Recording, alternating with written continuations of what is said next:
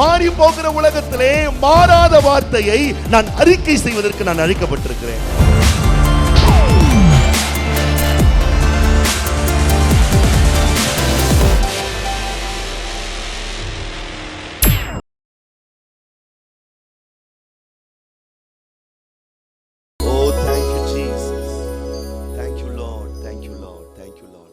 எத்தனை பேரால் இந்த காலையில விசுவாசிக்க முடியுது? கர்த்தர் என்னை உயரங்களிலே என்னை பறக்க செய்வார், என்னை அவர் எழும்ப செய்வார். இந்த காலையிலே தீர்க்க தரிசன வார்த்தை வந்து கொண்டிருக்கிறது. நீங்க எங்க இருந்தாலும் சரி, என்னால் ஆண்டவருக்காக எதையும் செய்ய முடியாது, நான் ஒரு பிரயோஜனமற்ற பாத்திரம் என்று சொல்லி உங்களையே தாழ்த்தி உங்களையே வருத்தி நீங்க ஏதோ ஒரு மூலையில போய் உட்கார்ந்துகிட்டு இருக்கலாம். ஆண்டவருடைய அன்பின் கரம் உங்களை பிடிச்சு தூக்கி நிறுத்துது. ஆண்டவருடைய கரம் எங்கேயோ இருக்கிறவங்களை தேடி வருது. ஆண்டவருடைய பிரசனம் எங்கேயோ இருக்கிறவங்களை தேடி வருது. ஒருவேளை நீங்க சர்ச்சில் இருக்கலாம், ஆனா சமுதாயத்துல உங்க வாழ்க்கையில ஏதோ ஒரு மூலையில போயிட்டு நான் என்ன செய்ய முடியும் ஆண்டவருக்காக, நான் தகுதியற்றவன், நான் அருகதை இல்லாதவன் என்று சொல்லி உங்களுக்கு ஒரு தாழ்வு மனப்பான்மையோடு நீங்கள் எங்கேயோ காணப்பட்டு கொண்டிருக்கலாம். பக்கத்துல தொட்டு சொல்லுங்க, நீங்க எப்படி இருந்தாலும் எங்க இருந்தாலும் உங்கள் அவர் அழைச்சு அழைப்பும் கிருபை வரங்களும் மாறவே மாறாது. மறுபடியும் சொல்லுங்க, நீங்க எங்க இருந்தாலும் அவர் உங்களை அழைச்சு அழைப்பும்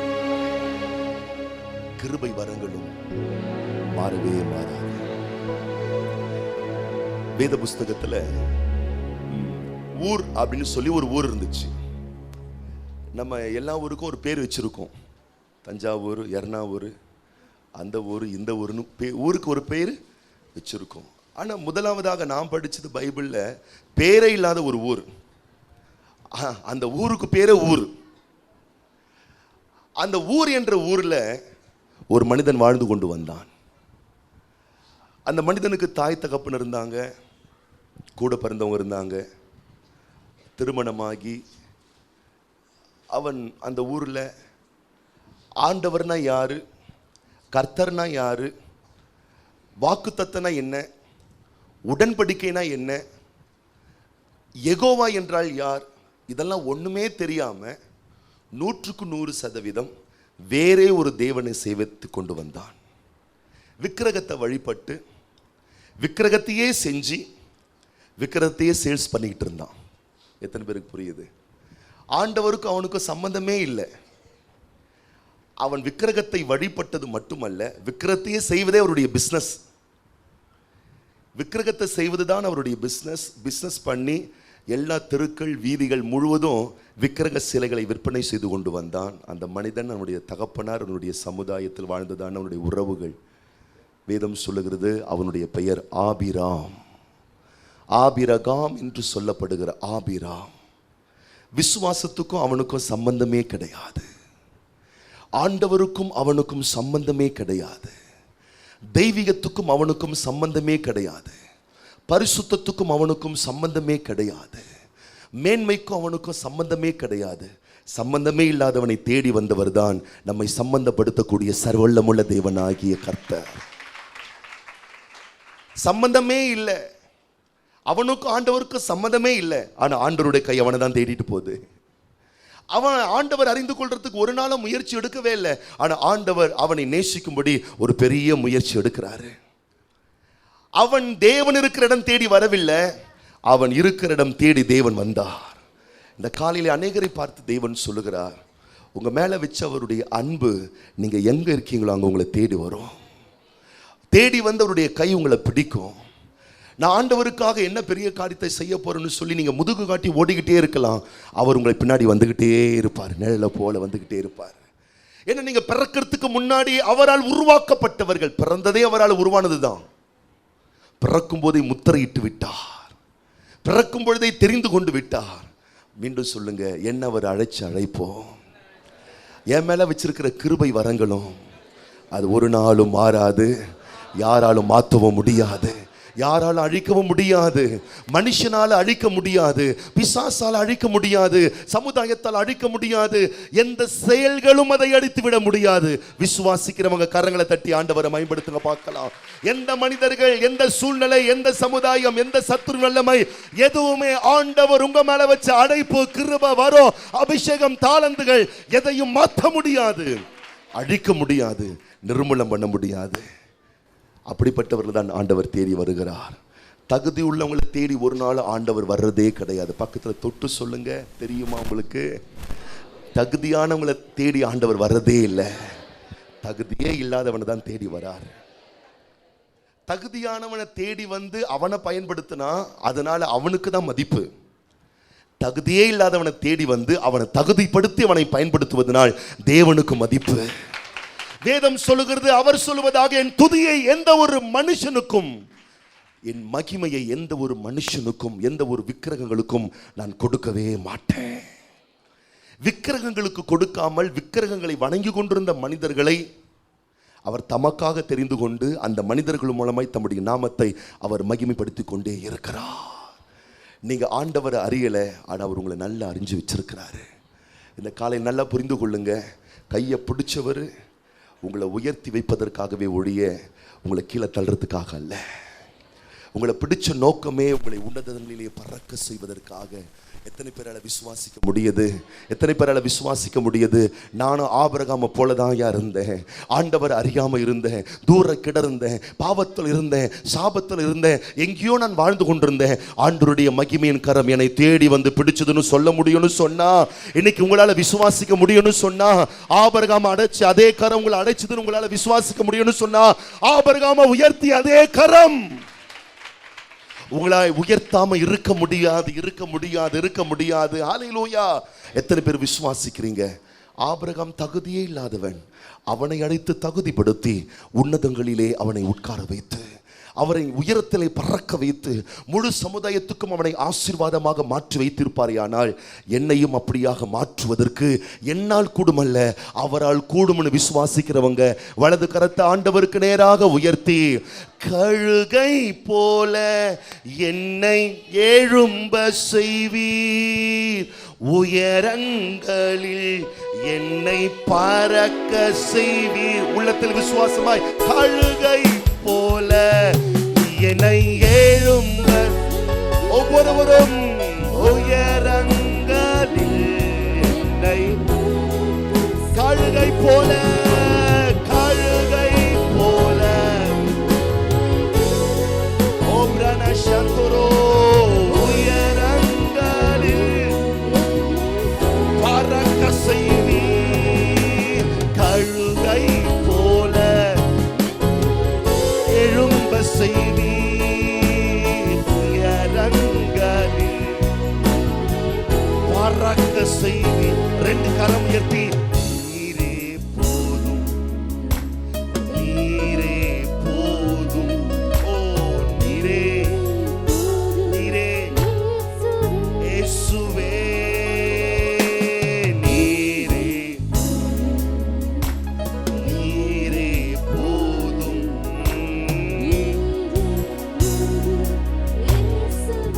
இயேசு நீரே, இயேசு நீரே, நீரே போதும், நீரே போதும்.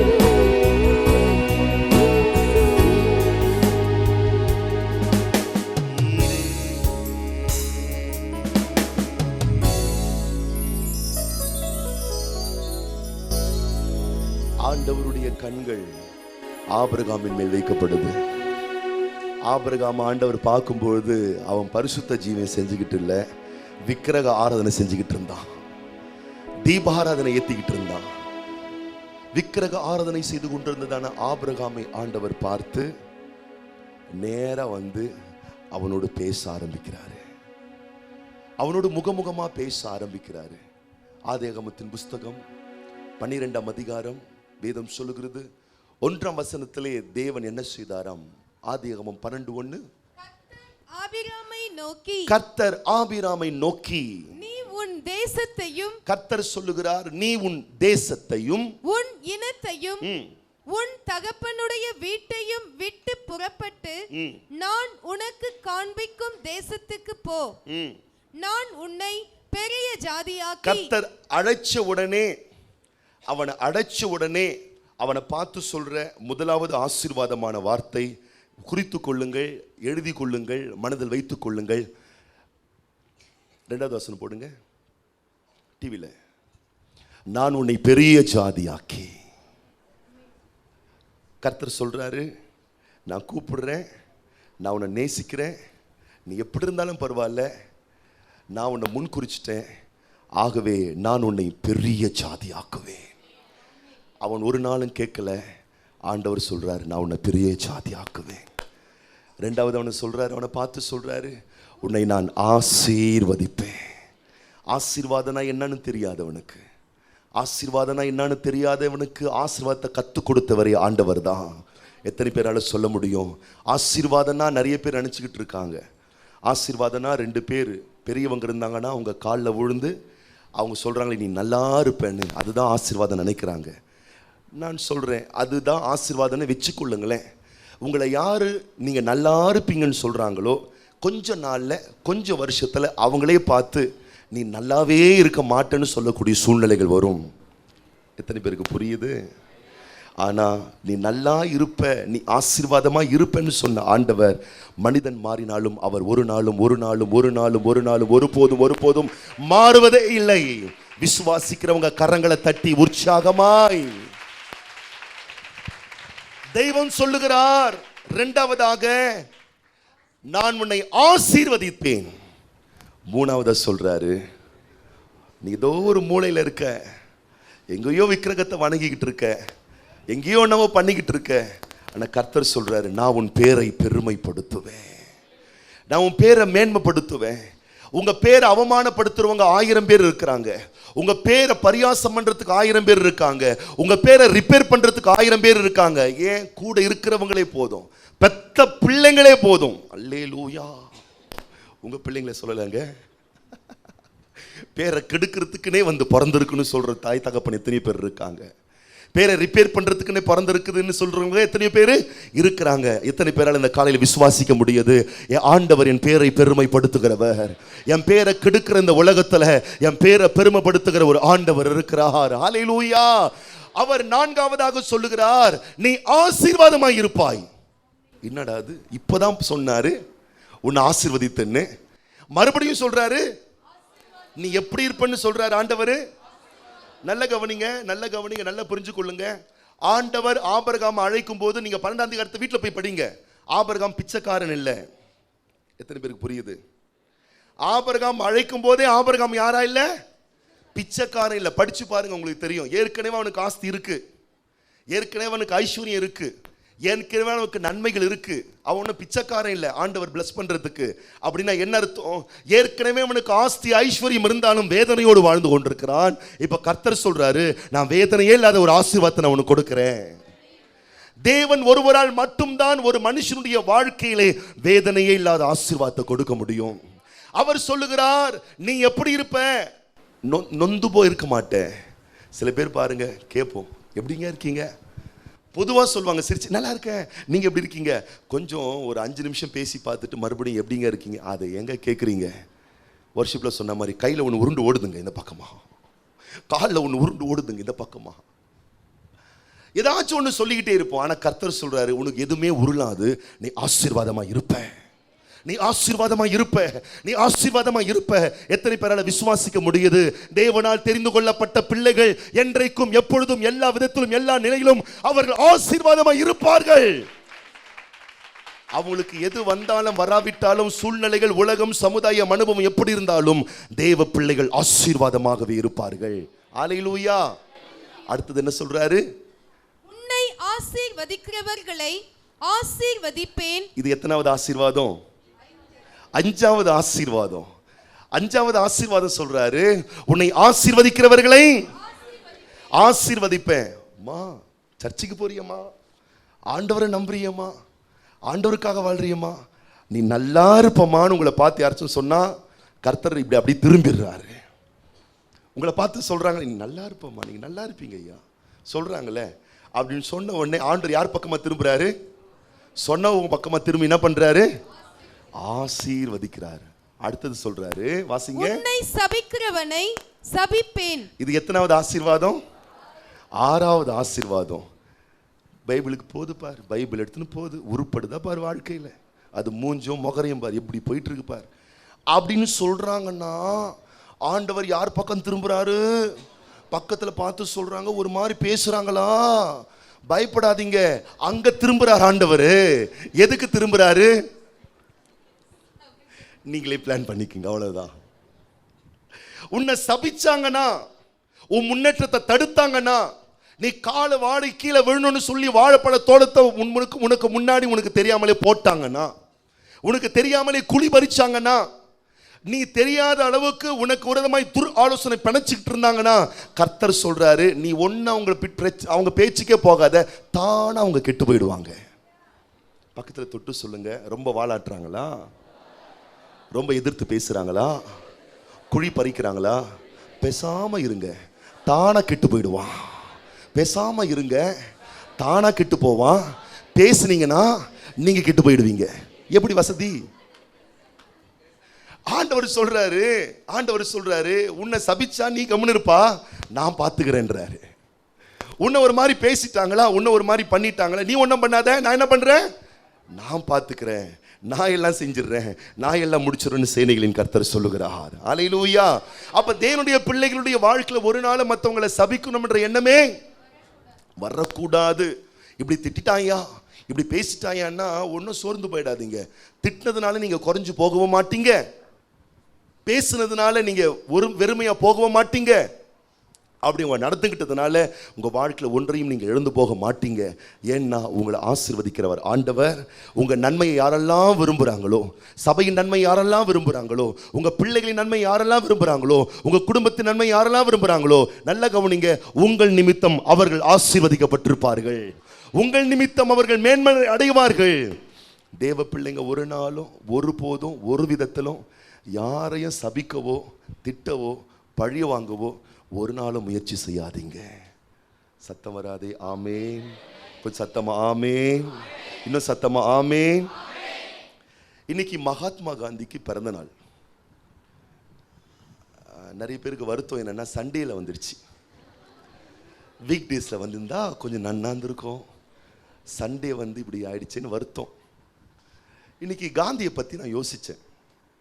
அவர் பாருங்க, ஒரு நாள் ஒரு முறை சுதந்திரம் பெற்றதுக்கு அப்புறம் அவர்கிட்ட வந்து கேட்டாங்க, நீங்கள் இயேசு கிறிஸ்துனுடைய கோட்பாடுகளை பற்றியெல்லாம் சொல்கிறீங்களே, எப்படி அவர் உங்களை கவர்ந்தார், எதெல்லாம் உங்களுக்கு பிடிச்சிருக்கு அப்படிலாம் கேட்டாங்க. அவர் சொன்னார், நான் படிக்காத மத புஸ்தகங்கள் கிடையாது. அவர் என்ன சொன்னார்? நான் படிக்காத மத புஸ்தகங்கள் கிடைக்காது. இந்த இந்திய தேசத்தில் மட்டுமல்ல, உலக அளவில் எத்தனை மதங்கள் பிரதானமாக இருக்கிறதோ அத்தனை மத புஸ்தகத்தையும் நான் படிச்சுட்டேன். எல்லா மத புஸ்தகமும் என்ன சொல்லுதுன்னா, நீ யார் பேச்சுக்கும் போகாத, உன் பேச்சுக்கு வந்தானா உற்றாத. உன் தெய்வத்தை யாராச்சும் வேதனைப்படுத்துறான், உன்னுடைய இனத்தை அழிக்க பார்க்கறானா அவனை கொன்னுடு. இப்படிதான் போட்டிருக்கு. ஆனா இயேசு கிறிஸ்துனுடைய வேத புஸ்தகத்துல மட்டும்தான், உன் கன்னத்துல ஒருத்தன் ஓங்கி அரைஞ்சானா மறு கன்னத்தை காட்டுன்னு சொன்ன ஒரே ஒரு வார்த்தை, சொன்ன ஒரே ஒரு நபர், சொன்ன ஒரே ஒரு வேதம் பரிசுத்த வேதாகமம். அல்லேலூயா. அப்ப அவருக்கே இவ்வளவு வரைச்சிருக்கிறனா நமக்கு எவ்வளவு வரைக்கணும்? அல்லேலூயா, அல்லேலூயா. ஒரு நாளும் தேவ பிள்ளைகள் உங்களை காயப்படுத்திட்டாங்க, வேதனைப்படுத்திட்டாங்க, இது மாதிரி பண்ணிட்டாங்கன்னா ஒன்றும் சோர்ந்து போகாதீங்க. கண்ணுக்கு முன்னாடி நீங்கள் லிஃப்ட் ஆகிட்டே இருப்பீங்க, கண்ணுக்கு முன்னாடி அவங்க டவுன் ஆகிட்டே இருப்பாங்க. கர்த்தரை காண்பிக்க வல்லவராக இருக்கிறார். 7வதாய் ஒன்றை சொல்லுகிறார். என்ன சொல்றாரு?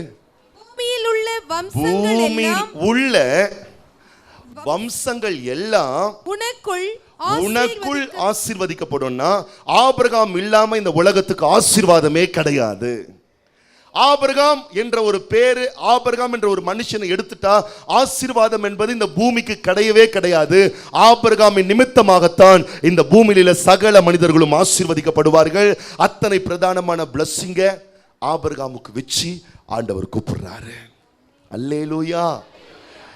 நல்ல கவனிங்க, இந்த ஆபிரகாம் வீட்டில் போய் அவங்க ஒய்ஃப் கிட்ட சொல்லியிருப்பாரு. ஏன்னா ஃபர்ஸ்ட் டைம் ஆண்டவரை மீட் பண்ணுறாரு இல்லையா. யாரு தெரிலம்மா, ஒரு அன்பாக இருந்தாங்கன்னா யாரு தெரிலம்மான்னுவாங்க. கொஞ்சம் நம்மளை மாதிரி ஆள் நான் கிடையாது, புரிஞ்சுக்கணும் நீங்கள். நம்மளை மாதிரி ஏண்டி இன்னைக்கு ஒருத்தர் வந்தார்ரி, அவர் என்கிட்ட பேசினார்ரி. அவங்க நம்ம கேட்டிருப்பாங்க, என்னங்க பேசினாரு? ஆசீர்வாதம் ஆசீர்வாதம் ஆசீர்வாதம் ஆசீர்வாதம் ஆசீர்வாதம் ஆசீர்வாதம். என் வாழ்க்கையில் இது வரைக்கும் இப்படி ஒரு ஆசீர்வாதத்தை பேசினவர்னா பார்த்ததும் இல்லை, கேட்டதும் இல்லை. எத்தனை பேருக்கு சொல்லுது? எத்தனை பேருக்கு புரியுது? ஆசீர்வாதத்தை சொல்லி கொடுக்கிறவரே ஆண்டவர் தான். நிறைய பேர் நினைக்கலாம், இந்த சபைக்கு வந்தால் எப்போ பார்த்தாலும் ஆசீர்வாதம் ஆசீர்வாதம் ஆசீர்வாதம் ஆசீர்வாதம்ன்றீங்களே. எத்தனை பேருக்கு புரியுது? கர்த்தர் சொல்வதெல்லாம் ஆசீர்வாதம். ஆபிரகாமுக்கு சுவிசேஷமே அறிவிக்கப்பட்டதுன்னு பைபிளில் சொல்லப்பட்டிருக்கும். நிறைய முறை எடுத்து காமிச்சிருக்கேன். அந்த சுவிசேஷமே இந்த ஆசீர்வாதம் தான். இதை சொல்லி தான் ஆண்டவர் அழைக்கிறாரு. எத்தனை பேருக்கு புரியுது? என் ஆண்டவரை நான் நம்பி வந்துட்டா என்ன போல ஆசீர்வதிக்கப்பட்ட நபர் இந்த உலகத்தில் யாருமே கிடையாது. வலக்கரம் உயர்த்தி சொல்லுங்க, என் ஆண்டவரை நான் நம்பி வந்துட்டா என்ன போல ஆசீர்வாதமான நபர் இந்த உலகத்தில் வேற யாருமே கிடையாது. ஹல்லேலூயா. என்ன போல ஆசீர்வாதமான நபர் இந்த உலகத்தில் யாருமே இல்லை. நான் ஆசீர்வதிக்கப்பட்டவன். ஹல்லேலூயா. இப்போ ஆண்டவர் வெறும் ஆசீர்வாதத்தை மட்டும் அவனுக்கு முன்னாடி வச்சு கூப்பிடல. நல்லா கவனிக்கணும். முதலாவது வசனத்தில் ரொம்ப அற்புதமா சொல்றாரு. என்ன சொல்றாரு? கர்த்தர் ஆபிரகாமை நோக்கி, நீ உன் தேசத்தை, நல்ல கவனிங்க, நல்ல கவனிங்க. ஆபிரகாம் தேசத்தில் என்ன செஞ்சிட்டு இருந்தாரு? தீபாராதனை ஏத்தி, தாயே அப்படின்னு ஏத்தி தகுதி இல்லாத ஒரு வாழ்க்கையை வாழ்ந்துகிட்டு இருந்தார். தரமில்லாத ஒரு வாழ்க்கை வாழ்ந்துகிட்டு இருந்தார். எத்தனை பேருக்கு புரியுது? அவலட்சணமான ஒரு வாழ்க்கை வாழ்ந்துகிட்டு இருந்தாரு. கேவலமான ஒரு வாழ்க்கையை வாழ்ந்துகிட்டு இருந்தாரு. இப்ப கர்த்தர் சொல்றாரு, உன் தேசத்தையும் உன் இனத்தையும். உன் இனம், உன் இனம்லாம் உன்னை எங்க கொண்டு போயிட்டு இருக்கு? ஆண்டவருக்கு சித்தமில்லாத பாதையில கொண்டு போயிட்டு இருக்கு. உன் இனத்தையும் உன் தகப்பனுடைய உங்க வீட்டையும். தகப்பன் தேராகுனால்தான் நீ அந்த விக்கிரகத்தையே பின்பற்ற போன. அவன் அவனுடைய காரியங்கள் இது எல்லாவற்றையும் விட்டு புறப்பட்டு. நல்ல கவனிங்க, அந்த வார்த்தை எனக்கு ரொம்ப பிடிச்சிருக்கு. என்னன்னா, விட்டு புறப்பட்டு. வாய் திறந்து சொல்லுங்க, விட்டு புறப்பட்டு. நிறைய பேர் விடாமலே புறப்பட நினைக்கிறாங்க. ஆனா கர்த்தர் சொல்றாரு, விட்டு புறப்பட்டு. ஆண்டவர் தேவனுடைய பிள்ளைகளை அழைத்து தம்மிடத்தில் சேர்த்து கொள்ளும் பொழுது அவர் சொல்லுகிறது பல அற்புதமான காரியம். விட வேண்டிய பல விஷயத்தை விட்டுட்டு வாங்கன்னு அவர் கூப்பிடுறார். சீஷர்கள் எல்லாம் வலைய பின்னிட்டு இருக்காங்க, வலையை சரி பண்ணி கொண்டிருக்கிறாங்க, பழுது பார்த்துக்கிட்டு இருக்காங்கன்னு சொல்லி வேத புஸ்தகத்தில் சொல்லப்பட்டிருக்கு. அவங்க பழுது பார்த்துக்கிட்டு இருந்தாலும் இயேசு கிறிஸ்து சீஷர்களை கூப்பிடும்போது வலையோடு என் பின்னே வாருங்கன்னு சொன்னாம. எத்தனை பேர் இருக்கீங்க? வலையை விட்டு புட்டு என் பின்னாடி வாங்கன்னு சொன்னார். அப்படின்னா என்ன அர்த்தம்? புது வலையை வாங்கி தரேன்னு சொல்லலை, வலையே இல்லாத ஒரு வளமையான ஒரு வாழ்க்கையை தரேன்னு சொல்லி அழைச்சிருக்கிறார் ஆண்டவர். அப்ப தேவன் ஒரு தேவ பிள்ளையை பிளஸ் பண்றதுக்கு தேவன் இந்த பிள்ளையினுடைய வாழ்க்கையிலே விட வேண்டிய சில காரியங்களை விட்டு வரும்படி தேவன் அழைக்கிற தேவனாய் இருக்கிறார். தேவன் சில நேரத்தில், சில சூழ்நிலையில, சில அனுபவத்தில், உங்க வாழ்க்கையின் பயணத்தில் முகமுகமா பேசுவாரு, பிரசங்கத்தில் பேசுவாரு, வேத வாசிக்கும் போது பேசுவாரு. ஏன் பிழையாமுக்கு கழுது மூலமா கூட பேசினாரு. அதனால எப்படி அவர் பேசுவதற்கு வல்லவரா இருக்கிறார். பேசுவாரு. பேசும்போது பக்கத்துல பார்த்து சொல்லுங்க, விட வேண்டியதை விட்டுட்டு பற்றிக்கொள்ள வேண்டியதை பற்றிக்கொள்ளுங்க. தேவன் விட சொல்வதின் நோக்கம் இழப்பதற்காக அல்ல, ஆசீர்வாதங்களை பெற்றுக்கொள்வதற்காக. தேவன் ஒரு பெரிய பிளஸிங் நமக்காக வச்சிருக்கிறாரு. அந்த மேலான பிளஸிங்கை நம்ம பெற்றுக்கொள்வதற்காக சில காரியங்களை நாம் விட்டு விலக வேண்டும் என்று தேவன் விரும்புகிறார். எத்தனை பேருக்கு புரியுது? ஹல்லேலூயா. ஆபிரகாம் வாழ்க்கையில அப்பா வீட்டை விட்டு, உன்னுடைய இனத்தை விட்டு, உன் தேசத்தை விட்டு என் பின்னாடி வான்னு சொன்னதுனால நல்லா கவனித்துக் கொள்ளுங்க, ஆண்டவர் அவனை பிச்சைக்காரனா மாத்தி ஒண்ணுமே இல்லாம ஆக்குறதுக்காக அழைக்கல. ஏற்கனவே அவன் வாழ்க்கையில் ஆசீர்வாதம் இருந்தது. அந்த ஆசீர்வாதத்து மேல் ஆசீர்வாதம் கொடுப்பதற்காக தான் தேவன் அவனை அழைச்சாரு. ஆனா அந்த ஆசீர்வாதம் அவன் வாழ்க்கையில மகிமையாய் கிரியை செய்வதற்கு அவன் கிட்ட இருந்ததான சில வேண்டாத காரியங்களை விட்டு வெளியே வரும்படி கர்த்தர் அவனை அழைத்தாரு. வேண்டாத சில காரியங்களை விட்டு வெளியே வரும்படி தேவன் அழைச்சதுக்கு ஆபிரகாம் என்ன பண்ணாரா? அதே அதிகாரம் 4ஆம் வசனத்தை வேகமாய் வாசிங்கள் பார்க்கலாம். கர்த்தர் ஆபிரகாமுக்கு சொன்னபடியே அவன் புறப்பட்டு போனான். வேத புஸ்தகம் தெளிவாய் சொல்லுகிறது, கர்த்தர் ஆபிரகாமுக்கு என்ன சொன்னாரோ அவர் சொன்னபடியே அவன் விட்டு புறப்பட்டு போனான் என்று வேதம் சொல்லுகிறது.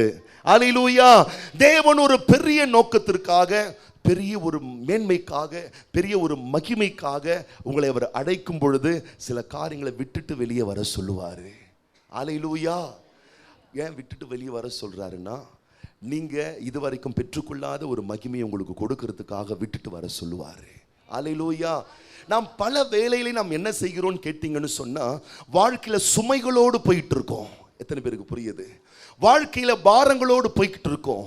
வாழ்க்கையில ஒரு ஒரு ஒரு பள்ளிக்கூட மாணவனோ மாணவியோ பேக்ல ஒரு பின்னாடி முதுகுல ஒரு பையன் மாற்ற மாதிரி வாழ்க்கையில பல சுமைகளோடு போயிட்டு இருக்கோம்.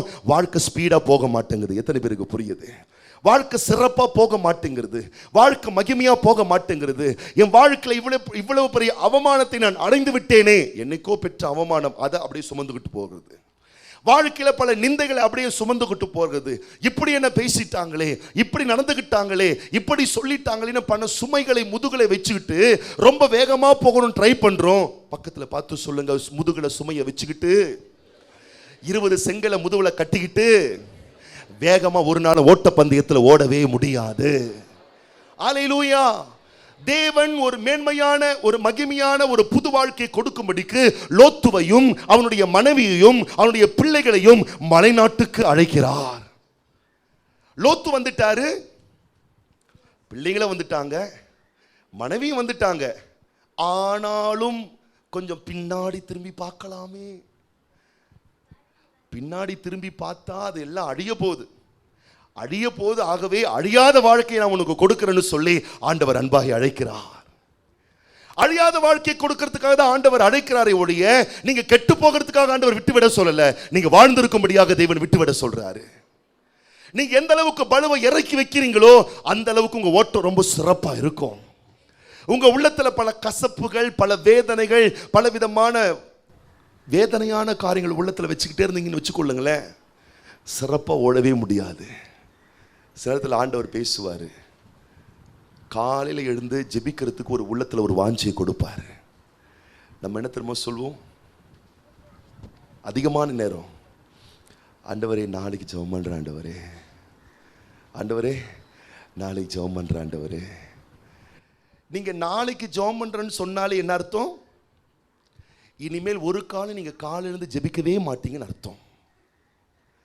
என்னைக்கு உங்க வாழ்க்கையில நாளைக்கு அப்படி நீங்க தள்ளி போடுறீங்களோ அப்படின்னா என்ன அர்த்தம்? இனி செய்ய போறதே இல்லைன்னு அர்த்தம். எத்தனை பேருக்கு புரியுது? நம்முடைய வாழ்க்கையிலே தேவன் சில காரியங்களை பேசின உடனே விட வேண்டியதை விட்டு நீங்க வெளியே வந்தீங்கன்னா அன்னைக்கு ஒரு பெரிய பிளஸிங் தேவன் கொடுத்துருவார். ஆபிரகாமை கூப்பிட்ட உடனே அவன் பிளான் பண்ணல. ஆண்டவர் கூப்பிடுறாரு, என் பிள்ளைங்களை ஸ்கூல் எங்க சேர்க்கிறது? ஆண்டவர் கூப்பிடுறாரு, என்னுடைய மனைவி பியூட்டி பார்லர் போகணுமே, நான் போற இடத்துல பியூட்டி பார்லர் இருக்குமா? ஆண்டவர் கூப்பிடுறாரு, என்னால தியேட்டருக்கு போகாம இருக்க முடியாது, நான் போற இடத்துல தியேட்டர் இருக்குமா?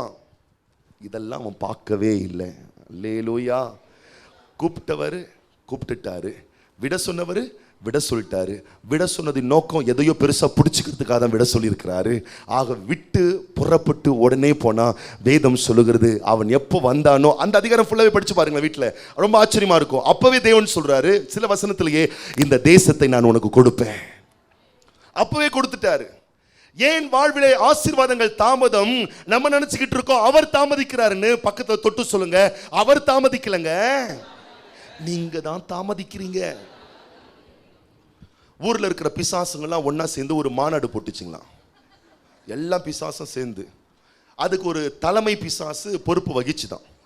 தலைமை பிசாசு சொல்லிச்சான், இந்த மனுஷர்கள்லாம் உருப்படுறது எனக்கு பிடிக்கல, முன்னேறதெல்லாம் எனக்கு பிடிக்கல, நல்லா இருக்கிறது எனக்கு பிடிக்கல, இவங்க நாசமாக போகிறதுக்கு 4 பேர் ஒரு ஐடியா சொல்லுங்க அப்படின்ச்சான். ஒவ்வொரு பிசாசு வந்து சொல்லிச்சுங்களாம், எல்லாருக்குள்ள என்ன பண்ணலாம், கடவுளே இல்லை அப்படின்னு ஒரு எண்ணத்தை புகுத்திடலாம். அப்போ என்ன இடம், மனுஷனுக்குள்ள கடவுள் இல்லை கடவுள்னு சொல்லிட்டு அவன் பாட்டு இஷ்டத்துக்கு வாழ ஆரம்பிச்சிருவான். இப்படி ஒன்று சொல்லிச்சான். ஆனால் இந்த தலைமை பிசாசுக்கு எதுவுமே எதுவுமே ஏற்றுக்கொள்கிற மாதிரி இல்லை. அப்போ ஒரு சாத்தான் வந்து சொல்லிச்சான், நான் என்ன பண்ணுறேன், எல்லார்கிட்டையும் போயிட்டு ஒரு சோம்பேறித்தனத்தை உள்ள வச்சு, இப்போ என்ன அவசரம், நாளைக்கு பார்த்துக்கலாம் அப்படின்னு போய் விதைச்சிட்டு வந்துடுறேன் அப்படின்னு சொல்லிச்சான். இந்த சாத்தானுக்கு ரொம்ப நல்லா ஆயிடுச்சு. ஆமாம் ரொம்ப சூப்பராக இருக்கு, போய் அதை செய்யணும்னு எல்லா பிசாசுகளும் மனுஷனுடைய மூளையில் வந்து, நீ கூட பாருங்களேன், இன்னைக்கு எப்படியாச்சும் இந்த பெட்ரூமை க்ளீன் பண்ணிடணும், இதனால் சுத்தம் பண்ணி செஞ்சுக்கிட்டே இருப்பீங்க. அப்படியே என்ன ஆகும்னு கேட்டிங்கன்னா, சமைச்சிட்டே இருக்கும்போது அப்படி டயர்டாகிடுமா, இப்போ என்ன அவசரம், நாளைக்கு பார்த்துக்கலாம். ஸ்கூல் படிக்கிற பசங்களை பாருங்களேன், எக்ஸாம் எப்போ, இன்னும் 3 மாதம் இருக்குது. எத்தனை சப்ஜெக்டு, 30 சப்ஜெக்டு. இப்போ என்ன அவசரம், நாளைக்கு பார்த்துக்கலாம் அப்படின்னு சொல்லிட்டு நாளைக்கு என்ன பண்ணுவாங்க, ஸ்டடியை தூக்கி போடுவாங்க. எத்தனை பேருக்கு புரியுது? நாளைக்கு போட்டு ஒரு நாள் அது முன்னேறதே கிடையாது. நீங்க ஆண்டவர் சில விஷயங்களை பேசும்போது, அப்புறம் நான் விட்டுற ஆண்டவரே, ஆண்டவர் சொல்வார், மகளே நீ சீரியல் பார்த்தே சீர்கெட்டு போற, முதல்ல அதை முடி, அதை நிறுத்து, அதை விட்டு வெளியே வா, உன் புத்தி கெட்டு போயிருக்கு, நான் பரிசுத்தமாக்க விரும்புகிறேன். நம்ம என்ன தெரியுமா சொல்வோம், ஆண்டவரே இது மெகா சீரியல், ஆண்டவரே இது மெகா சீரியல், இதை நான் 12 மாசமா பார்த்துட்டு இருக்கேன் ஆண்டவரே, இந்த மாசம் இது முடியுது ஆண்டவரே, இன்னும் 4 வாரம் பார்த்து விட்டுரு ஆண்டவரே, ப்ளீஸ் ஆண்டவரே. சாத்தான் பேசுவான், இப்ப என்ன அவசரம் விடுறதுக்கு, நாளைக்கு பார்த்தலாம், 20 ஆடாம 60 ஆடுறது, இப்ப என்ன அவசரம். எத்தனை பேருக்கு புரியுது? இப்பதான் அவசரம். பக்கத்துல தொட்டு சொல்லுங்க, தேவன் நேசிக்கிற நேரம், தேவன் பிளஸ் பண்ற நேரம், தேவன் உயர்த்துற நேரம், தேவன் உயர்த்தி கனப்படுத்துகிற நேரம் வந்துடுச்சு. எத்தனை பேர் யோசிக்கிறீங்க, இப்ப இல்ல நாளைக்கு பார்த்துக்கலாம், இன்னைக்கே பார்த்துக்கிறேன், இன்னைக்கே விட்டுறேன், இன்னைக்கே சரி பண்றேன், இன்னைக்கே சீர்பட்டுறேன், தேவன் எனக்கு வைத்திருக்கிறது நிறைவேற்றுவதற்கு வல்லவராய் இருக்கிறார். நாம் என்ன சொல்லுகிறோம், நல்ல மாற்றங்களை விரும்புகிறோம், நாம் மாறவே மாற்றோம். நல்ல சமாதானத்தை விரும்புகிறோம், ஆனா சமாதானமா பேசவே மாற்றோம். எல்லாரும் அன்பா இருக்கணும்னு விரும்புகிறோம், ஆனா பேசினா குறுக்கால பகையை தான் எடுத்து வந்து சொருகிட்டு இருக்கோம். எத்தனை பேருக்கு புரியுது? நீங்கள் மாறாமல் மாற்றும் உங்கள் வாழ்வில் மறுரூபமாக்க முடியாது. கர்த்தர் சொல்றாரு, உங்களோட பேசுவாருன்னா எதெல்லாம் விடணுமோ விட்டுட்டு வெளியே வாங்க, எனக்கு ஒரு பெரிய ஆசீர்வாதத்தை ஆண்டவர் உங்களுக்காக வைத்திருக்கிறார். மேன்மையான பிளெஸிங் ஆண்டவர் வச்சிருக்கிறார், உயர் ரகமான உச்சிதத்தை ஆண்டவர் வச்சிருக்கிறார், உயர் ரகமான மகிமை ஆண்டவர் உங்களுக்கு வச்சிருக்கிறார். ஒரு நாள் மறந்து விடாதீர்கள். அல்லேலூயா. அடைச்சவனை சும்மா அழைக்கல, வேதம் சொல்லுகிறது. ரோமரின் புஸ்தகம் 4ஆம் அதிகாரம் 4:13 வேகமா வாசிங்க பார்க்கலாம். ரோமர் 4:13. அன்றியும் உலகத்தை சுதந்தரிப்பான் என்கிற வாக்குத்தத்தம் ஆபிரகாமுக்காவது அவன் சந்ததிக்காவது நியாய பிரமாணத்தினால் கிடையாமல் விசுவாசத்தினால் வருகிற நீதியினால் கிடைத்தது. ஆண்டவர் சொல்றாரு, பா நான் ஏன் உன்னை எல்லாத்தையும் விட்டுட்டு வெளியே வர சொல்றேன்னா, நீ உலகத்துல இருக்கிற 4 பொருளை பிடிச்சி வச்சிருக்கிற, ஆனா 4 பொருள் அல்ல, நான் இந்த உலகத்தையே உனக்கு கொடுக்க விரும்புகிறேன். இந்த உலகத்தில் இருக்கக்கூடிய சில விஷயத்தை நீ பிடிச்சு வச்சுட்டு இருக்க. கர்த்தர் சொல்றாரு, இந்த உலகத்தையும் நான் உனக்கு கொடுக்கறதுக்கு விருப்பமா இருக்கிறேன். எத்தனை பேரால உணர முடியுது? கர்த்தர் உலகத்தையே சொந்திருக்கக்கூடிய வாக்குத்தத்தத்தை நமக்கு கொடுத்து வச்சிருக்கிறாரு. நீங்க நல்லா கவனிங்க, ஆண்டவர் உங்க வாழ்வுல ஒரு பெரிய பிளெஸிங்ஸ், ஒரு பெரிய ஒரு உயர்வு, ஒரு பெரிய ஒரு மகிமையான காரியம் செய்யணும்னு சொன்னா, ஏசாயா தீர்க்கதரிசி ரொம்ப அற்புதமா சொல்றாரு பாருங்களேன். இதோ நான் புதிய காரியத்தை செய்கிறேன். கர்த்தர் சொல்லுகிறார், நான் புதிய காரியத்தை செய்கிறேன், இப்பொழுதே அது தோன்றும். இன்னைக்கு அது தோன்றுதான். ஆண்டவர் சொல்றாரு, நான் உன் வீட்டுல, உன் குடும்பத்துல, உன் வாழ்க்கையில, உன் ஜீவியத்துல ஒரு புதிய காரியத்தை செய்ய போறேன். இப்பொழுதே அது தோன்றும். அப்ப அவர் புதிய காரியத்தை செய்யணும்னா நம்ம என்ன செய்யணுமா? முந்திய வசனத்தை வாசிங்க. முந்தினவைகளை நினைக்க வேண்டாம், பழசா போனதை நினைக்க வேண்டாம், பூர்வமானவைகளை சிந்திக்க வேண்டாம், முடிஞ்சு போனதை சிந்திக்க வேண்டாம். இப்பதான் கர்த்தர் சொல்றாரு, நீ பழச மறந்தினா நான் புதுசை செய்ய போறேன், நீ பழச விட்டுட்டினா நான் புதுசை நான் தர போறேன், பழச நீ நினைக்காம இருந்தினா புதிய காரியத்தை உன் வாழ்க்கையில உருவாக்கி கொடுக்க போறேன். எத்தனை பேரால விசுவாசிக்க முடியுது? இன்னைக்கு பழச நினைக்காம நான் விட்டுற ஆண்டவரே, இன்னைக்கு பழச நான் முற்றிலுமை அகற்றுற ஆண்டவரே. பழைய வாழ்க்கை, பழைய சுபாவம், பழைய ஜீவியம், பழைய நடத்தை, பழைய கிரியை எல்லாவற்றையும் நீங்கள் உங்கள் வாழ்க்கை விட்டு அப்புறப்படுத்த வழக்கரம் உயர்த்தி சொல்லுங்கள், கர்த்தர் புதிய காரியத்தை செய்வார். கர்த்தர் புதிய காரியத்தை செய்வார். பழைய நம்முடைய வாழ்வை விட்டு நாம் அகற்றாம, எத்தனை பேருக்கு புரியுது? புதுசை பெற்றுக்கொள்ளவே முடியாது. ஹல்லேலூயா. நல்ல காஃபி குடிச்சிட்டு அதே டம்ளரில் தண்ணி தாகம் எடுக்குது. என்ன பண்ணலான்னு பார்த்தா, காலையில் காஃபி குடிச்சு அந்த ஓரமாக வச்சுருப்பீங்க பாருங்க, கற்பாம்பூச்சி குடும்பம் நடத்திட்டு இருக்கோம். அதில் கற்பாம்பூச்சி தானே பரவாயில்லன்னு சொல்லி அப்படியே பிடிச்சி தண்ணியை பிடிப்பீங்களா? பக்கத்தில் பார்த்து கேளுங்க, குடிப்பீங்களா? புதுசாக தண்ணி பிடிக்கணும்னா டம்ளரை புதுசாக கழுவி ஆகணும். அதான் தேவன் சொல்லுகிறார், முந்தினதை நினைக்காதப்பா. உன் மனசுல, உன் எண்ணத்துல, உன் உள்ளத்துல பழசெல்லாம் போட்டு அப்படியே குப்பை மாதிரி வச்சிருக்கிற இந்த குப்பையெல்லாம் போட்டு போகில கொளுத்துற மாதிரி கொளுத்திரு. நான் புதிய காரியத்தை செய்ய விரும்புகிறேன்.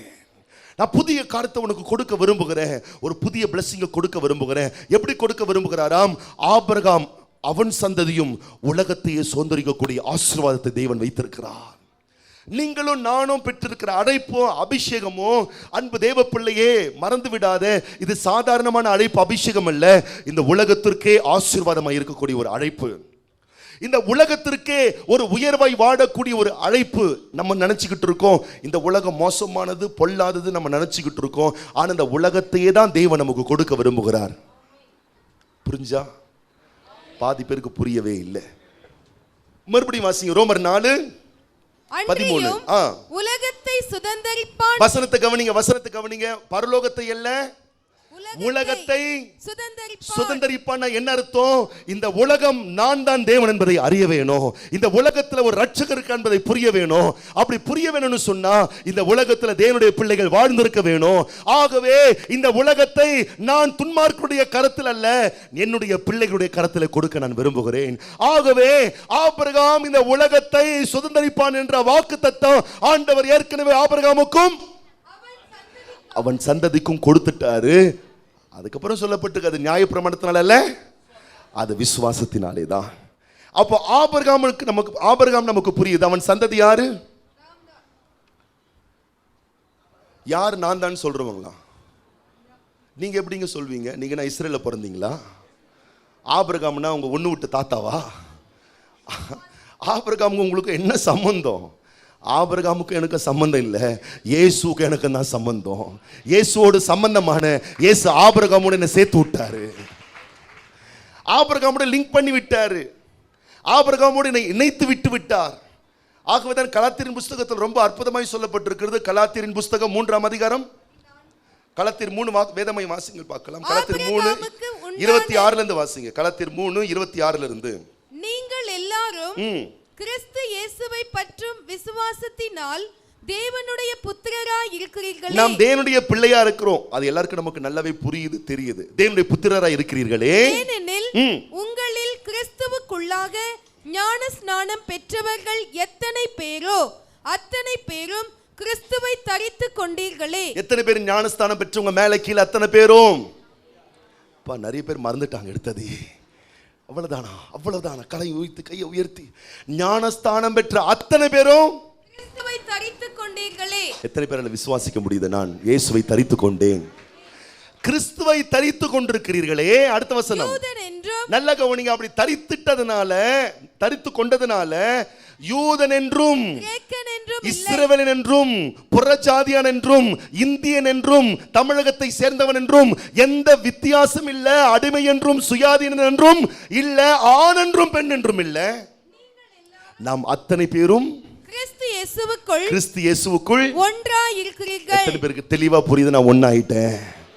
இப்போ பாருங்க, இதோட முடியல. அடுத்த வசனம், நீங்கள் கிறிஸ்துவின் உடையவர்களானால், நான் இயேசுவினுடைய பிள்ளையானா, இயேசுவுக்கு சொந்தக்காரனா ஆயிட்டதனால ஆபிரகாமின் சந்ததியாராயும், நான் இயேசுவுக்கு மட்டும் சொந்தக்காரன் அல்ல, நான் ஆபிரகாமினுடைய சந்ததியாயும் வாக்குத்தத்தத்தின்படியே உலகத்தை சுதந்தரிப்பான் என்று வேதம் சொல்லுகிறது. ஆபிரகாமுக்கு கொடுத்த வாக்குத்தத்தம், அந்த வாக்குத்தத்தத்தின் பிரகாரமாக நாங்கள் வாக்குத்தத்தத்தின்படியே ஆபிரகாமுடைய சந்ததியாயும் ஆபிரகாமுக்கு பிள்ளைகளாயும் ஆபிரகாமுடைய சுதந்திரத்துக்கு சொந்தக்காரர்களாயும் நாம் அத்தனை பேரையும் ஜீவித்துக் கொண்டிருக்கிறோம்.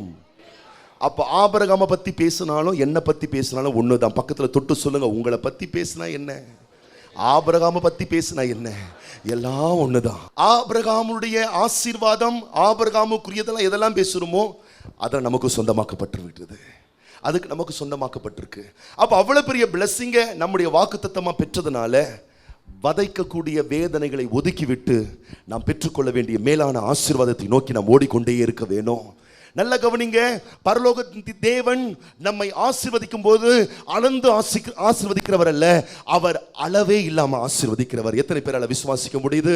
வலது கரத்தை உயர்த்தி, ஆண்டவர் என்ன ஆசீர்வதிக்கும் பொழுது அளந்து ஆசீர்வதிக்கிறவர் அல்ல, அளவே இல்லாம ஆசீர்வதிக்கிறவர். ஏன் அளவு இல்லாம ஆசீர்வதிக்கிறார்னா, மறுபடியும் சேர்ந்து சொல்லுங்க, பரலோகத்துல தராசு இல்ல. தராசு இருந்தா தான் அளந்து போடுறதுக்கு.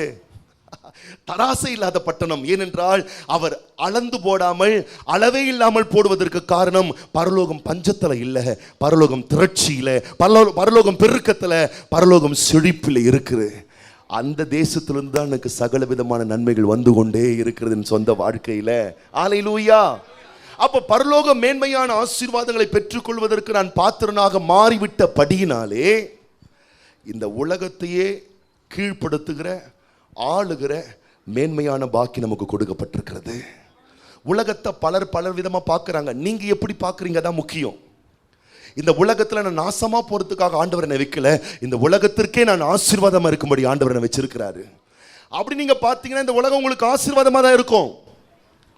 ஒரு பிச்சைக்காரன் வழியில ரோட்ல பிளாட்பாரத்தில் ஒரு போர்டு எழுதி வச்சுட்டு இருந்தாராம். கண்ணு ரெண்டும் தெரியாது பிச்சைக்காரர். என்ன எழுதி வச்சுட்டு இருந்தாருன்னா, எனக்கு கண்கள் தெரியாது, ப்ளீஸ் பிச்சை போடுங்க. ஒருத்தரும் பிச்சை போடலையா? எனக்கு கண் தெரியல, தயவு செய்து பிச்சை போடுங்க, உதவி செய்யுங்க. ஒருத்தரும் உதவி செய்யலை. இதை ரொம்ப நாள் ஒருத்தர் பார்த்துட்டு என்ன பண்ணாரா, வேற ஒரு போர்டை மாற்றி வச்சாராம். என்ன போர்டு மாற்றி வச்சாராம்? அவர் என்ன போர்டு மாற்றி வச்சார் தெரியல, அவர் போர்டு மாற்றி வச்ச உடனே சில்லறையாக கொட்டுதான் அவருக்கு. அடே எங்க அப்பா, அதே ஊர் தான், அதே ஸ்ட்ரீட்டு தான், அதே நகரம் தான், யாருமே இது வரைக்கும் எனக்கு கொடுக்கல, போர்டை மாற்றினவன எல்லாருமே கொட்டுன்னு கொட்டுறாங்களே அப்படின்னு சொல்லி எப்படியோ ஒரு நாள் கண்டுபிடிச்சி அதில் என்னதான்ப்பா எழுதியிருக்குன்னு சொல்லி அந்த குருடர் கண்டுபிடிச்சாரா என்ன எழுதியிருக்கான். அதில் எழுதி வச்சுட்டு போயிருக்கிறாங்களாம், இந்த உலகம் மிக அழகானது, ஆனால் இதை என்னால் பார்க்க முடியல, உங்களால் பார்க்க முடியுது. இதான் எழுதியிருந்தாராம். இதை படித்தவங்களுக்கெல்லாம் ஆச்சரியமாயிடுச்சு. ஓ, இவ்வளோ அழகான உலகத்தை நான் பார்த்துக்கிட்டு இருக்கேன், பாவம் இந்த மனுஷனால் பார்க்க முடியலன்னு சொல்லி பரிதாபப்பட்டு போட்டு போனாங்களாம். ஒரே மனிதன் தான், ஒரே இடம் தான், ஒரே சூழ்நிலை தான், ஆனால் அவங்க எப்படி அதை பார்க்குறாங்கன்ற கண்ணோட்டம் தான் ரொம்ப முக்கியம். நீங்கள் எப்படி பார்த்துக்கிட்டு இருக்கீங்க, அந்த கண்ணோட்டம் தான் உங்களுக்கு ரொம்ப முக்கியம். ஒரு முறை ஏதோ ஒரு தேசம் சொல்கிறாங்க, எனக்கு அந்த தேசம் தெரியல. அந்த தேசம் பாருங்கள், குளிர் பிரதேசம். அந்த குளிர் பிரதேசத்தில் ஒரு வாலிப பையன், ஸ்கூல் படிக்கிற ஒரு வாலிப பையன், அன்னைக்கு அந்த ஒரு சாயந்தர நேரத்தில் அவங்க வீட்டில் ஒரு சின்ன ஒரு அடுப்பு வச்சுருந்தாங்களாம். பொதுவாக அந்த மாலை நேரத்தில் ரொம்ப பனி சூழ்ந்த அந்த சூழ்நிலையில் உஷ்ணம் உண்டாவதற்காக சில அக்னியை, சில நெருப்புகள் அந்த வீட்டுக்குள்ளே ஒரு மூலையில் மூட்டுவாங்களாம். இந்த பையன் அந்த நெருப்பு கிட்ட போயிட்டு என்ன பண்ணிட்டு இருக்கான், தெரியாதனமாக ஏதோ விளையாடிட்டு இருக்கான், நெருப்பு மூட்டியிருக்கான். அந்த நெருப்பு எதிர்பாராத விதமாக ரொம்ப அதிகமாக ஃபயர் ஆகி பையனை கொளுத்துடுச்சு. பையன் மேலே நெருப்பு பட்டு ட்ரெஸ் எல்லாம் எரிஞ்சு தலையிலிருந்து கால் வரைக்கும் மொத்தமும் எரிஞ்சு போச்சு. இப்போ மருத்துவமனையில் போய் சேர்த்துட்டாங்க, உயிருக்கு போராடிட்டு இருக்கான். அந்த பையனுடைய அம்மாவை பார்த்து டாக்டர் சொல்கிறாரு, பையனை பார்த்து சொல்லலை, டாக்டரை பார்த்து சொல்கிறாரு. பையன் காதில் கேட்டுக்கிட்டே இருக்கான் டாக்டர் சொல்கிறத. அம்மாவை பார்த்து டாக்டர் சொல்கிறாரு, இவன் பிழைக்கிறதுனால 5 பைசா பலன் இல்லை, மொத்தமும் கருகி போச்சு, இவன் மரித்து போகிறதே நல்லது, இந்த நிலையில் அவன் உயிரோடு கூடவே வாழ்வது நல்ல, சீக்கிரமாக அவன் உயிர் போயிட்டா ரொம்ப நல்லதுன்னு அவங்க அம்மாவை பார்த்து சொல்கிறாரு. பையன் உள்ளத்தில் சொல்கிறானா, இல்லை நான் சாக மாட்டேன். டாக்டர் என்ன சொல்கிறாரு, இவன் செத்துருவான், சீக்கிரம் செத்துருவான், ஆனால் இன்னும் சீக்கிரம் செத்துட்டா ரொம்ப நல்லதுன்னு அம்மாகிட்ட சொல்லிட்டு இருக்காரு. பையன் சொல்கிறான், நான் சாக மாட்டேன், நான் பிழைச்சிருப்பேன், நான் சாக மாட்டேன். என்ன ஆச்சரியம், 1 மாதம் 2 மாதம் ஆச்சா, சாவான்னு பார்த்தாங்க, சாகவே இல்லை, மனுஷன் உயிரோடு உக்காந்துட்டு இருக்கான். அதுக்கப்புறம் என்ன ஆச்சு, வீட்டுக்கு கூட்டு போனாங்க, படுத்த படுக்கையில் இருந்தான். கொஞ்ச நாட்கள் பிறகு என்ன ஆச்சுன்னு கேட்டிங்கன்னா, அவனை உட்கார வைக்க ட்ரை பண்ணாங்க, நிற்க வைக்க ட்ரை பண்ணாங்க, நடக்க வைக்க ட்ரை பண்ணாங்க, ஒன்றுமே முடியல. டாக்டர் வீட்டுக்கு வந்து பார்த்து சொன்னார், நான் அப்போவே சொன்னேன்ல இவன் செத்து போகிறது தான் நல்லதுன்னு, நீங்கள் கேட்கவே இல்லை, இவனால் நடக்க முடியாது, இவனால் நிற்க முடியாது, இவனால் எதையுமே செய்ய முடியாது அப்படின்னு அவங்க அம்மாவை பார்த்து டாக்டர் சொல்கிறாராம். பையன் உள்ளத்தில் சொல்கிறானா, நான் நிற்பேன், நான் நடப்பேன், நான் ஓடுவேன். என்ன ஆச்சரியம், யாருமே இல்லாத நேரத்தில் அவனே எழும்ப ட்ரை பண்ணானா. அவனே எழும்பி உட்கார்ந்தானா, அவனே எழும்பி நடந்தானா, கொஞ்சம் கொஞ்சமாக நடந்து நடந்து ஓட ஆரம்பித்தானா. அப்புறம் சொல்லப்பட்டிருக்கு, சில வருஷங்களுக்கு முன்னாடி ஒலிம்பிக் போட்டியில் 4 நிமிஷம் கூட இல்லை, 3 நிமிஷத்துக்கு ஏதோ ஒரு விதத்தில் சொல்கிறாங்க, ஏறக்குறைய பல மைல் தூரம் அவனே ஓடி வெற்றி பெற்றிருக்கிறான். நம்மளை பார்த்து நீ செத்துருவன்னா அதோட நம்ம செத்துட்டோம், அவ்வளோதான், முடிஞ்சு போச்சு, அவ்வளோதான், நான் செத்தையா சாமி. நம்மளை பார்த்து ஏதாவது சொல்லட்டுமே. ஒரு முறை பாருங்க, ஒரு வீடு எரிஞ்சுக்கிட்டு இருக்கான், அந்த வீட்டில் இருந்ததான ஒரு நபர், அவருக்கு வந்து பாருங்க இந்த பேரலைஸ் ஆயிடு, அந்த அட்டாக் வந்து கை கால் விழுந்து போயிடுச்சு அவருக்கு. கை கால் விழுந்து போயிட்டு வீட்டில் அப்படி உட்கார வச்சிருக்காங்களாம் பாருங்க. வீடு எரிஞ்ச உடனே அவருக்கே தெரியாம ஓடுறாராம். வீடு எரிஞ்ச உடனே அவருக்கே தெரியாம ஓடுறாராம். இவர் ஓடுறத பக்கத்து வீட்டுக்காரன் பார்த்துட்டு, டேய் நீ ஓடக்கூடாதுரா, நீ ஏண்டா ஓடுறன்னு கேட்ட உடனே பொத்துன்னு விட்டாராம். அந்த ஷாக்கை பார்த்த உடனே சூப்பர் ஆயிட்டார், ஓடுறாரு. பக்கத்து சொந்தக்காரன் பார்த்து என்ன பண்ணிட்டான், டேய் நீ ஓடக்கூடாதுரா. இந்த உலகம் உங்களை பிடிச்சி கீழே தள்ளுற உலகம். ஆனால் நீங்கள் எப்படி நம்புகிறீங்களா தான் முக்கியம். அதான் காலையில் சொன்னேன், உங்களை பிடிச்சி இழுத்து தள்ளுற மனுஷனுக்கு முன்னாடி மனுஷன் இழுத்து தள்ள பிளான் பண்ணிட்டு இருக்கான். ஆண்டவர் உங்களை இழுத்து மேலே உயர்த்தி வைத்து வாழ வைப்பதற்கு பிளான் பண்ணிக்கிட்டு இருக்காரு. மனுஷன் உங்களை சிங்க கபில அடைச்சி உங்களை அழிக்க பார்த்துக்கிட்டு இருக்கான். ஆண்டவர் உங்களை வாழ்க்கையில் ஒரு ப்ரொமோஷன் கொடுத்து உங்களை உயர்த்தி வைக்க வேண்டும் என்று அவர் பிளான் பண்ணிக்கிட்டு இருக்கிறாரு. இந்த உலகத்தில் நீங்க ஒண்ணுமே இல்லாம போகணும்னு சொல்லி மனுஷன் பிளான் பண்ணிக்கிட்டு இருக்கான். இந்த உலகத்துல நீங்க வர வர விருத்தியடைந்து பெரிய நிலைக்கு வர வேண்டும் என்று தேவன் பிளான் பண்ணிட்டு இருக்காரு. நான் என்ன கேட்கிறேன், உலக மனிதனுக்கு இடம் கொடுக்காதீங்க, உயர்த்தி வைக்கிற தேவனுக்கு இடம் கொடுங்க. அல்லேலூயா. உலகத்தில் இருக்கக்கூடிய எல்லா சூழ்நிலைகள் உங்களை அழிக்க பார்ப்புகிறது என்றதுனால இந்த உலகம் மோசமானது இல்லை. இந்த உலகம் அழிக்கக்கூடிய எல்லா சூழ்நிலையிலையும் உயர்த்தி வைப்பதற்கு ஒரு உத்தம தேவன் என்னோடு கூடவே இருக்கிறார். ஆகவேதான் தேவன் தம்முடைய பிள்ளைகளுக்கு எப்படி சொல்றாரு பாருங்க. உபாகமத்தின் புஸ்தகம்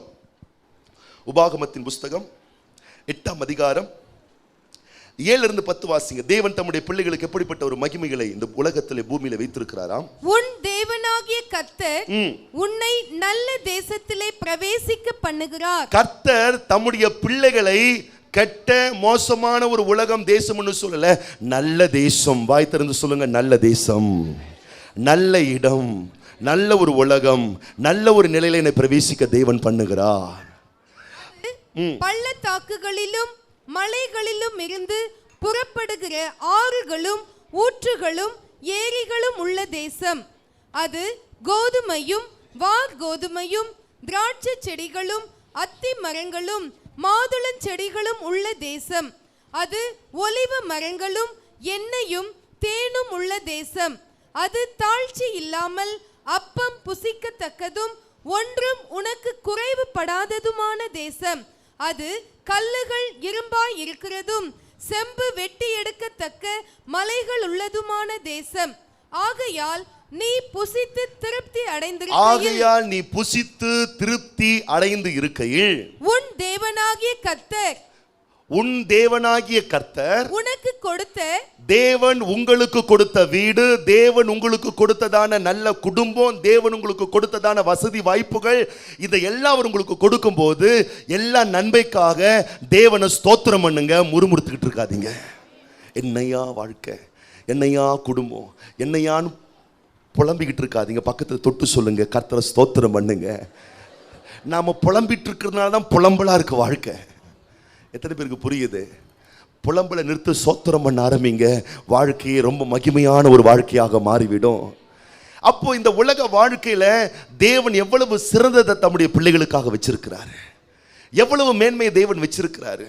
அப்போ தேவனுடைய சமூகத்தில் நாம் வரோம், தேவ சமூகத்தில் நம்ம ஜெபிக்கிறோம், தேவனுடைய சமூகத்தில் நாம் காத்திருக்கிறோம். அது மட்டும் போதாது, தேவ சமூகத்திலிருந்து ஒவ்வொரு நன்மைகளையும் பெற்று 100% அனுபவிக்கக்கூடிய அளவுக்கு ஒரு விசுவாச வாழ்க்கை நாம் வாழ வேணும். அல்லேலூயா. இப்போ காய்கறி கட் பண்ணிக்கிட்டே இருக்கீங்க, காய்கறி கட் பண்ணிட்டே இருந்தா அதனால என்ன பயன்? சமைக்க வேணாவா? நீங்க சமைச்சுக்கிட்டே இருக்கீங்க, சமைச்சுக்கிட்டே இருக்கிறதுனால என்ன பயன்? சாப்பிட வேணாவா? நீங்க சாப்பிட்டுட்டே இருக்கீங்க, சாப்பிட்டுட்டே இருந்தா வெளியேற்ற வேணாவா?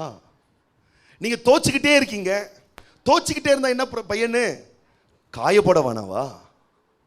நீங்க ஜெபம் பண்ணிக்கிட்டே இருக்கீங்க, பெற்றுக்கொள்ள வேணாமா?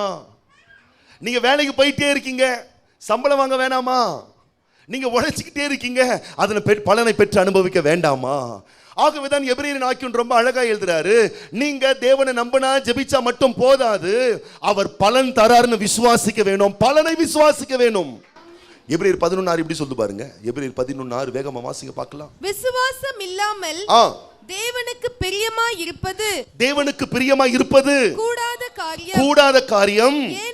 ஏனென்றால் தேவனிடத்தில் சேருகிறவன், வேதம் சொல்லுகிறது தேவனிடத்திலே சேருகிறவன் அவர் உண்டென்றும், நல்ல கவனிங்க, அவர் உண்டென்றும், அவர் தம்மை தேடுகிறவர்களுக்கு, நான் அவரை தேடனேன்னு சொன்னா, பலன், நான் அவரை நம்புறேன்னு சொன்னா, நான் ஜெபிக்கிறேன்னு சொன்னா, நான் விசுவாசிக்கிறேன்னு சொன்னா, என் வாழ்க்கையில பலனே இல்லாம நான் போக மாட்டேன், என் வாழ்க்கையில மேன்மையே இல்லாம நான் போக மாட்டேன். எத்தனை பேரால் அதை விசுவாசிக்க முடியுது? நிறைய பேர் நம்ம என்ன நினைக்கிறோம்னா, நான் ஜெபம் பண்ணிட்டேன், ஆண்டவர் பார்த்துப்பாரு, நான் சர்ச்சுக்கு போயிட்டேன், ஆண்டவர் செஞ்சிருவார். ஆண்டவர் தான் சொல்றாரு, நீ ஜெபம் பண்ண வரப்பா, என்னை தேட வரப்பா, என்னை சார்ந்து வரப்பா, ஆனா நான் தருவனை விசுவாசிப்பா என்றாரு. எத்தனை பேருக்கு புரியுது? நம்ம என்ன பண்ணிக்கிட்டு இருக்கோம்? வேற எவனாச்சும் தருவானா, கம்பெனில தருவானா, சொந்தக்காரன் தருவானா, அவன் இவன் தருவானா பார்த்துட்டு இருக்கோம். கர்த்தர் சொல்ற, நான் தரதான் காத்துக்கிட்டு இருக்கேனே, நீ ஏன் தருவன் விசுவாசிக்க மாட்ற? வேதம் சொல்லுகிறது, வெள்ளியும் பொன்னும் என்னுடையது. அப்ப அவர் தருவார் என்று அவர் மேல் வைக்கிற விசுவாசம் தான் வேதம் சொல்லுகிறது மிகுந்த பலனை நமக்கு உண்டு பண்ணக்கூடியதாக இருக்கிறது. மிகுந்த பலனை நாம் வாழ்வில் எப்படி பெற்று அனுபவிக்க போகிறோம்? வேதம் சொல்லுகிறது பலன் அளிக்கிறவர் என்று. பக்கத்துல தொட்டு சொல்லுங்க, உங்களுக்கு வேலையை தருவாருன்னு விசுவாசிக்க வேணும், அப்பதான் வேலை கிடைக்கும். கல்யாணத்துக்கு ஒரு நல்ல பொண்ணு கொடுப்பாரு, நல்ல பையனை கொடுப்பாரு, நல்ல வீட்டை கொடுப்பாரு, நல்ல ஊழியத்தை. எங்க ஒரு மாதிரி பாக்குறீங்க? நல்ல கவனிங்க. நிறைய பேர் நினைக்கிறாங்க, நான் 3 நாட்கள் உபவாசம் பண்ணினேன், ஆகவே பொண்ணு என்னை தேடி வரும். பொண்ணு வராது.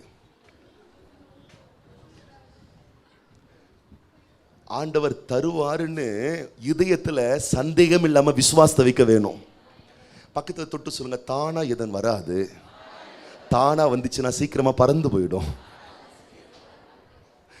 தேவனும் பாத்தீங்கன்னா விசுவாசத்தை தான் அங்க அங்கீகரிக்கிறாரு. ஆபிரகாமை கூப்பிட்டாரு, சாய்ஸ் வைக்கிறாரு, நீ வந்தினா உனக்கு பிளெஸிங், விட்டினா பிளெஸிங், இல்லனா அவன் வாழ்க்கையில பெற்றுக்கொள்ள போகிறதே கிடையாது. எத்தனை பேரால சொல்ல முடியுது? நான் நிச்சயமா விசுவாசிக்கிறேன், இதே ஊர்ல, இதே சமுதாயத்துல, இதே பகுதியில இப்ப இருக்கிறத விட 1000 மடங்கு அதிகமா மாறுவேன், பெரிய நிலைக்கு நான் வருவேன், என் சத்துருக்களுக்கு முன்னாடியே கர்த்தர் அதை காண்பிப்பார். என்ன நிலைமை வந்தாலும், எந்த வீழ்ச்சிகள் வந்தாலும், எந்த தோல்விகள் வந்தாலும் மாறவே மாறாதீங்க. ஏன்னா நான் விசுவாசித்திருக்கிறவர் யார் என்பதை அறிந்து வைத்திருக்கிறேன். அவர் எனக்கு எப்படிப்பட்ட வாக்குத்தத்தத்தை கொடுத்திருக்கிறார்? உலகத்தையே சுதந்திரிக்கிற வாக்குத்தத்தம். வெறுமையா இருக்கலாம், ஒண்ணுமே இல்லாம இருக்கலாம், இப்போ சொல்றேன், மத்தியானம் சாப்பிடறதுக்கு கூட வழியே இல்லாம இருக்கலாம். அப்படிப்பட்டவங்களை தான் ஆண்டவர் 2 பரிவாரங்களை பெரிய மனிதனை மாற்றுகிறார். வெறும் கையாய் நான் கடந்து வந்தேன், 2 பரிவாரங்கள் எனக்கு தந்தி. வெறும் கையாய் நான் கடந்து 2 பரிவாரங்கள் எனக்கு தந்தி. இந்த பாட்டு இப்படி பாடுறீங்களே, இது என்ன பாட்டா? இது வசனங்க. இதன்படி ஒருத்தர் வாழ்ந்திருக்கார் பைபிள்ல, இப்படி ஒரு ஜீவிச்சிருக்கிறாரு. யாக்கோபுக்கு நல்ல கவனிங்க, யாக்கோபு தாத்தா ஒரு பெரிய கோட்டீஸ்வரர், யாக்கோபுடைய அப்பா ஈசாக்கு பெரிய பணக்காரன். அப்பா தாத்தா பெரிய ஆளு, அப்பாவும் பெரிய ஆளு. ஆனா இந்த பையன் போகும்போது அவங்க எப்படி தெரியுமா அனுப்புனாங்க? கோலை கொடுத்து அமைச்சிருக்காங்க. எப்படிப்பட்ட ஆளா இருப்பாங்க பாருங்க. சில பேர் யோசிக்கிறாங்க, எங்க அப்பாவால தான் குட்டி சுவரானே, எங்க அம்மாவால தான் இந்த நிலைமைக்கு இருக்கிறேன். எங்க நீங்க ஆண்டவரை விசுவாசிச்சா உங்களை உயர்த்துறதுக்கு அப்பாவும் வேணா, அம்மாவும் வேணா, ஒருத்தரும் தேவையில்லை. நீங்க மற்றவங்களை சார்ந்துக்கிட்டு இருந்தீங்கன்னா ஒரு வழியில தான் உங்களுக்கு பிளெஸிங் வருது. மற்றவங்களையே பார்த்துட்டு இருந்தீங்கன்னா அப்பா மூலமா தான், அம்மா மூலமா தான், இல்ல யார் மூலமா தான். நீங்க ஆண்டவரையே பார்த்துட்டு இருந்தீங்கன்னா 1000 வழியா பிளெஸிங் வந்துகிட்டே இருக்கும். நீங்க நினைச்சு பார்க்காத அளவுக்கு வந்துட்டே இருக்கும். நீங்க நினைச்சிட்டு இருப்பீங்க இவங்க இவங்க இவங்க இவங்க கடைசியில் பார்த்தீங்கன்னா வேண்டினோர் எல்லாம் விடை பெற்ற போது அவங்க விடை பெற்று போயிடுவாங்க. நீங்க நினைச்சு பார்த்துருக்கீங்களா? அவங்க அவங்க அவங்க எஸ் அவங்க தான், அவங்கெல்லாம் பாய் பாய் காட்டு போயிடுவாங்க. ஆனா தேவன் வேண்டினோரெல்லாம் போனாலும் வேண்டியது எல்லாவற்றையும் நமக்கு தருகிற தேவனாய் இருக்கிறார். என்ன வேணுமோ எல்லாவற்றையும் தருகிற தேவனாய் இருக்கிறார். என்ன அதனால ஆண்டவர் சொல்றாரு, நீ வேண்டியதுக்காக கவலைப்படாத, புலம்பிட்டு இருக்காத, என்ன பிரைஸ் பண்ணு, என்ன மகிமைப்படுத்து, என்ன உயர்த்திக்கிட்டே இரு, என்ன பிலீவ் பண்ணிக்கிட்டே இருக்கு. இந்த உலகத்தில் இருக்கக்கூடிய அத்தனை உச்சிதங்களை உனக்கு தான் ஆண்டவர் வச்சிருக்கிறாரு. இந்த உலகத்தில் இருக்கக்கூடிய சகல சிறந்ததையும் உனக்கு தான் வச்சிருக்கிறாரு. நமக்கு விசுவாசம் இல்லை, பெற்றுக்கொள்ளல. பக்கத்தில் தொட்டு சொல்லுங்க, பெருசா விசுவாசிங்க, பெருசா பெற்றுக்கொள்ளுங்க. விசுவாசிக்காமலே இருந்தாலும் பிரச்சனை இல்லை. ஒண்ணுமே பெற்றுக்காம ஒண்ணுமே பெற்றுக்கொள்ளாம அப்படியே பிறந்தா மாதிரியே நிர்வாணியாய் வந்தேன், நிர்வாணியாய் போறேன். எல்லாரும் பால் ஆத்தி பால் ஊற்றி அமுச்சு விட்டுருவாங்க. இது ஒருத்தனுக்கும் பிரோஜனம் இல்லை. இந்த உலகத்தில் வந்து தண்டக்கருமாந்திரமா உலகத்துக்கு வந்து யாருக்குமே பிரோஜனம் இல்லாமல் தண்டமா போதுன்னு சொல்லிட்டு ஒரு பயணம் உலகத்துல நம்மளால யாருக்கும் வரப்போறது கிடையாது. ஆனா எத்தனை பேர் சொல்றீங்க, ஆபிரகாமினால் உலகத்துக்கே ஒரு பெரிய ஆசீர்வாதம்? நான் சொல்றேன், இந்த ஊர்ல ஆண்டவர் உங்களை வச்சிருக்கிறாருன்னா, ஒரு தெருவுல உங்களை வச்சிருக்கிறாருன்னா, ஒரு சபையில உங்களை வச்சிருக்கிறாருன்னா, உங்க மூலமா அந்த இடம், அந்த சூழ்நிலை, அந்த நபர், அந்த மனிதர்கள் ஆசீர்வதிக்கப்பட வேணும். அப்ப ஆசீர்வதிக்கப்பட வேணும்னா தாவீது சொல்றாரு, என் பாத்திரம் நிரம்பி வழியுது. ஆடுகளை மேய்ந்தவன், ஆடுகளை மேய்ச்சிட்டு இருந்தவனை பத்தி சொல்லுதுங்க, தேசத்துக்கே கரிதுண்டு கொடுத்தானா, தேசத்துக்கு வெள்ளி பொண்ணை கொடுத்தானா, தேசத்தின் மக்களுக்கே கொடுத்தானா. ஆடு மேய்ச்சனவளை கொடுக்க முடியுமா? ஆடு மேய்ச்சனவளை கொடுக்க முடியாது. ஆடு மேய்ச்சவனால விசுவாசிக்க முடியும். ஆடு மேய்க்கிறவனால கொடுக்க முடியாது, விசுவாசிக்கிறவனால கொடுக்க முடியும். நீங்க கவர்மெண்ட்ல வேலை செய்யலாம், உங்களுக்கு பெரிய சொத்துக்கள் இருக்கலாம், இந்த உலகத்துல பாதி சொத்து, நீங்க இந்த உலகத்துல டாடா பிர்லாவோ கூட இருக்கலாம், கொடுக்கவே முடியாது. ஆனா விசுவாசிக்கிறவனால கொடுக்க முடியும். விசுவாசிக்கிறவனால ஆசீர்வாதமா இருக்க முடியும். அல்லேலூயா. வெறும் கையாய் நான் கடந்து வந்தேன், இரு பரிவாரங்கள் எனக்கு தந்தி. வெறும் கையாய் நான், சொல்லுங்க, இரு பரிவாரங்கள் எனக்கு, வெறும் கையாய், வெறும் கையாய் நான் கடந்து வந்தேன், இரு பரிவாரங்கள். சில பேர் எப்படின்னா, போதாண்டவரே மாதம் 10,000 ரூபாய் சம்பளம், இது போதும், பசங்களை அப்படியே கார்பரேஷனில் படிக்க வச்சு, அதுங்களுக்கு ஒரு கிழிஞ்சு போன டவுசரை போட்டு அப்படியே ஓட்ட வச்சு, அப்படி எனக்கும் என் பொண்டாட்டிக்கும் என் பிள்ளைங்களுக்கும் போதும், யாருக்கும் கொடுக்க மாட்டேன். அவங்க வந்து பார்த்தீங்கன்னா எப்போ பார்த்தாலும் ஒரு பாட்டு போடுவாங்க, பைசா இல்லை, காசு இல்லை, துட்டு இல்லை. இல்லைனா கூட இல்லைன்னு பேசாதீங்க, பக்கத்தில் பார்த்து சொல்லுங்க, இல்லைனா கூட இல்லைன்னு சொல்லாதீங்க. எப்படி இல்லைன்னு சொல்றது புரிஞ்சிட்டாங்கன்னா, இருக்குன்னு சொல்லாதீங்க. இருக்குன்னு சொன்னா தானே புடுங்குறாங்க. இருக்குன்னு சொல்லாதீங்க, இல்லைன்னு சொல்லாதீங்க. நான் மேலே பார்க்குறேன். ஒரு முறை நம்ம சர்ச்சு எல்லாம் பார்த்துட்டு ஒரு ஊழியக்காரர் எங்கள் வீட்டுக்கு பொதுவாக வருவார். அவர் கிராமத்தில் ஊழியம் செஞ்சுட்டு இருக்காரு. நம்ம இந்த சபை ஆரம்பித்த நாளில் இருந்து இங்கே வருவார். இங்கே சபையில் என்ன பார்த்தாருன்னா இங்கே என்ன பார்ப்பார்ல, வீட்டுக்கு வருவார். என்னால் முடிஞ்ச காணிக்கை நான் அவருக்கு கொடுப்பேன். என்னால் முடிஞ்சது, கர்த்தரனு கொடுத்த திராணி பண்ணி நான் கொடுப்பேன். அவர் என்ன பண்ணார், இப்போ சமீபத்தில் நம்ம சர்ச்செல்லாம் பார்த்து ஏசியெல்லாம் பார்த்துட்டு இன்னொரு ஊழியக்காரர் கூப்பிட்டு வீட்டுக்கு வந்துட்டார். இன்னொருத்தரை கூப்பிட்டுட்டு வீட்டுக்கு வந்தார். பேசிட்டே இருக்கும்போது அப்போ கூட வந்தார்ல, அவர் சொல்கிறாரு, என்ன சொல்கிறாருன்னா, ஐயா, ஆண்டவர் வந்து எல்லாருக்கும் ஐஸ்வர்யம் கொடுக்கறதில்ல. ஆண்டவர் வந்து சிலருக்கு ஐஸ்வர்யம் கொடுக்குறாரு. சிலருக்கு வந்து யாருக்கு ஐஸ்வர்யம் கொடுத்துருக்குறாங்களோ அவங்க காலை பிடிக்கும்படி கர்த்தர் வச்சிருக்கிறாரு. அதனால் உங்கள் காலை பிடிக்கிறதுக்காக நாங்கள் வந்தோம். நான் டைரெக்டாக சொல்கிறேன், அவர் இன்டெரக்டாக சொன்னார். நான் சொன்னேன், நானே அவர் காலை பிடிச்சிக்கிட்டு இருக்கேன். நீங்கள் ஏன் காலை பிடிச்சிங்கன்னா நானும் விழுந்துருவேன். இயேசுக்கு இன்னொரு கால் இருக்குது, பிடிச்சிக்குங்க. நானும் விழுறதில்லை, நீங்களும் விழுறதில்லை. நான் சொன்னேன், நானும் வெறும் கையாக தான் வந்தேன், அவர் தான் 2 பரிவாரமாக மாற்றினாரு. நான் போதும்னு சொல்கிறதே இல்லை, இன்னும் பெருசாக மாற்றுவார். நீங்களும் அவரையே பிடிங்க. இந்த பாலிசி ஐயா கிட்ட இருந்து வந்தது. ஐயா வந்து இப்படி சொல்வார். ஐயா நான் திரும்ப சொல்வார், ஐயா கிட்ட அப்படி தான் வருவாங்க. ஐயா சொல்வார், இயேசுக்கு நிறைய தாடி இருக்குது, அந்த தாடியில் ஒரு முடியை பிடிச்சி நான் தொங்கிட்டு இருக்கேன், நீங்களும் என்ன பிடிச்சி தொங்குனீங்கன்னா நீங்களும் விழுந்துருவீங்க, இயேசுக்கு நிறைய முடி இருக்கு, நீங்க வேற ஒரு முடியை போய் பிடிச்சிக்கங்கன்னு. ஹல்லேலூயா. அத்தனை பேரும் நாம் பிடிக்க வேண்டியது ஒன்னே ஒண்ணு, நம்முடைய ஆண்டவரை மட்டும்தான். ஹல்லேலூயா. வேண்டினோர் எல்லாம் விடை பெற்ற போது வேண்டியதெல்லாம் எனக்கு தந்தீர். வேண்டி விடை பெற்ற போது வேண்டியதெல்லாம் எனக்கு தந்தீர். பரதேசியா நான் தங்கினதை சுதந்திரமாக மாற்றி தந்தீர். சொல்வோம், பரதேசியா நான் தங்கினதை சுதந்திரம்.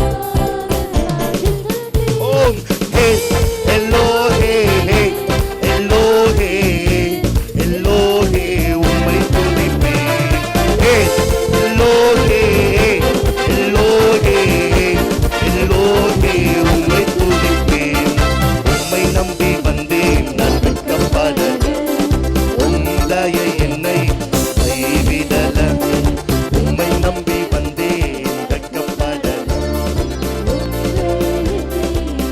சொல்லுவோம், வெறும் கையாய், வெறும் கையாய் நான் கடந்து வந்தேன். ரெண்டு பரிவாரங்கள் எனக்கு தந்தீர். ரெண்டு பரிவாரங்கள். வலக்கரம் உயர்த்தி, ஹே எல்லோஹே, ஹே ஹே உம்மை துதிப்பேன். ஹே ஹே ஹே உம்மை துதிப்பேன். வேதம் சொல்லுகிறது, நம்ம யோபு இழந்ததெல்லாம் ஒரு மடங்கு, பெற்றதெல்லாம் எத்தனை மடங்கு? ஒரு ஊழியக்காரர் சொல்லி கொடுத்தார், ஆண்டவர் யோபு இழந்ததெல்லாம் எத்தனை மடங்கு கொடுத்தாரு? 2 மடங்கு கொடுத்தாரு. இப்போ நான் சொல்றேன், ஒரு கார் வச்சுட்டு இருந்தீங்கன்னா 2 கார் வாங்குற வரைக்கும் ஆண்டவர் விட்டுறாதீங்க. ஒரு பங்களா வச்சிருந்தீங்கன்னா 2 பங்களா வந்துடும். 2 பங்களா வர வரைக்கும் விசுவாசத்தை விட்டுறாதீங்க. தேவன் தருவாரா? இன்னும் இது பொருளாசை பிடிச்ச சபையா இருக்குது. இது பொருளாசை பிடிச்ச சபை இல்லைங்க. இது தப்பான ஆசை இல்லை, இது மோசமான ஆசையும் இல்லை.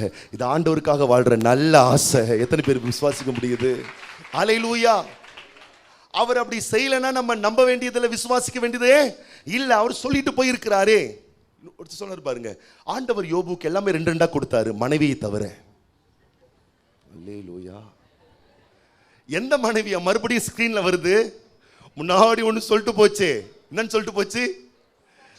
தேவனை தூசித்து, சி போடி. நான் இப்போ பர்சனாலிட்டி வேற மாதிரி ஆயிட்டேன். லுக்கே சும்மா சூப்பர் ஆயிடுச்சு. புது ஃபிகரா ஒன்று தேட போறேன்னு போல. அதே பழைய வண்டி தான். எல்லாமே டபுளா கொடுத்தாரு. பக்கத்தில் தொட்டு சொல்லுங்க, எல்லாமே டபுளா கொடுத்தாரு. பொண்டாட்டி மட்டும் 1 தான் கொடுத்தாரு. உங்களுக்கும் 1 தான் இருக்கு. வெறும் கையா நான் கடந்து வந்தேன், 2 பரிவாரங்கள் எனக்கு தந்தீர். வெறும் கையாய் நான் கடந்து வந்தேன், 2 பரிவாரங்கள். வலக்கரம் உயர்த்தி, ஹே எல்லோஹே, ஹே ஹே எல்லோஹே உம்மை துதிப்பேன். ஹே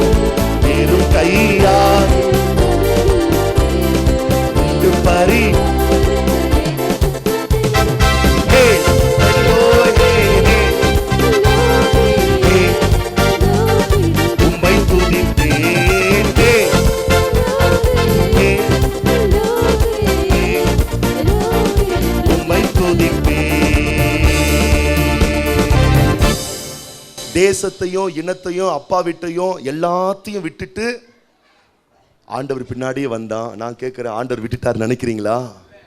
இன்னைக்கு சில பேருக்கு விடுறதுக்கு மனசே இல்லை. பக்கத்தில் பார்த்துக்கிங்களேன், சேட் பண்ணுறதை விட முடியலையா? பாய் ஃப்ரெண்டை விட முடியலையா? கேர்ள் ஃப்ரெண்டை விட முடியலையா? அந்த நாத்தம் பூச்ச காரியத்தை விட முடியலையா? அந்த சைத்தானை விட முடியலையா? அந்த சீரியலை விட முடியலையா? அந்த பொல்லாததை விட முடியலையா? விட்டுருங்க, இன்னைக்கு ஒரு பெரிய blessing காத்துக்கிட்டு இருக்கு. ஹல்லேலூயா, ஹல்லேலூயா. ஆபிரகாம் விட்டான், பெருசா பெற்றுக்கொண்டான். ஹல்லேலூயா. ஆண்டவர் நீங்க விட்டது ஒண்ணுதான் இருக்கும், ஆனா பல மடங்கா நீங்க பெற்றுக்கொள்ள போறீங்க. நீங்க ஆச்சரியப்படுவீங்க. கிருபைகள் பெருக ஆரம்பிக்கும், வரங்கள் பெருக ஆரம்பிக்கும், அபிஷேகம் பெருக ஆரம்பிக்கும். டிவியில போய் உட்காந்து அபிஷேகம் டவுன் ஆகிறத அழகா பார்ப்பீங்க.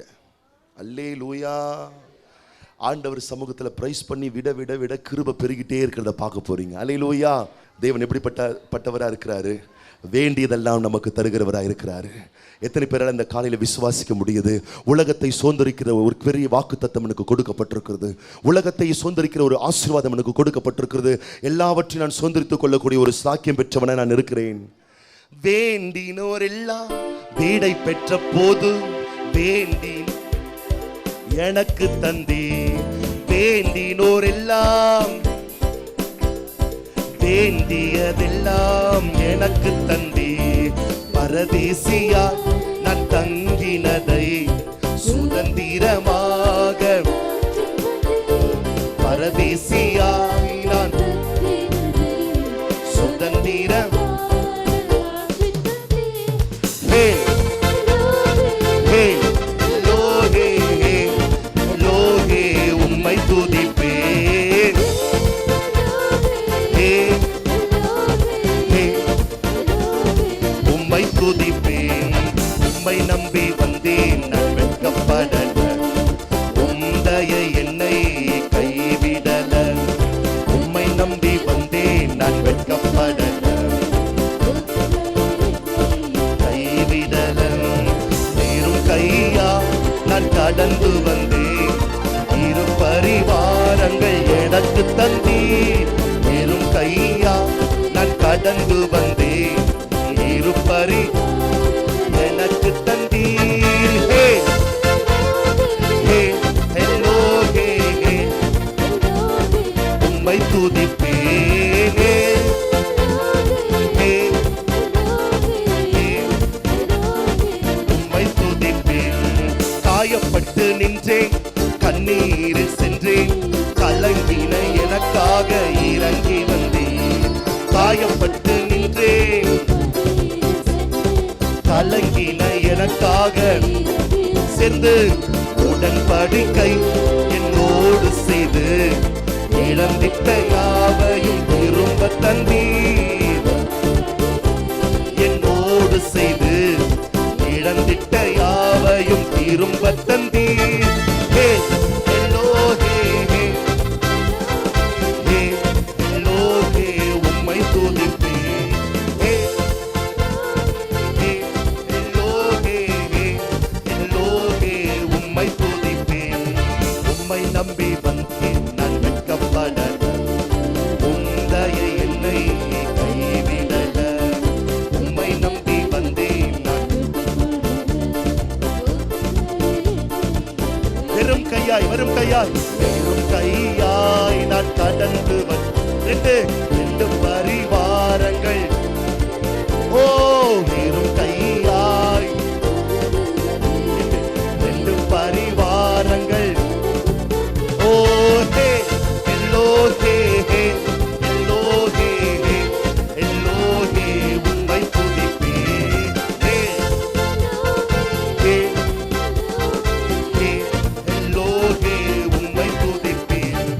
வேண்டினோர் எல்லாம் வீடை பெற்ற போது வேண்டியதெல்லாம் எனக்கு தந்தீர். சொல்வோமா? வேண்டி வீடை பெற்ற போது வேண்டியதெல்லாம் பரதேசியா நான் தங்கினதை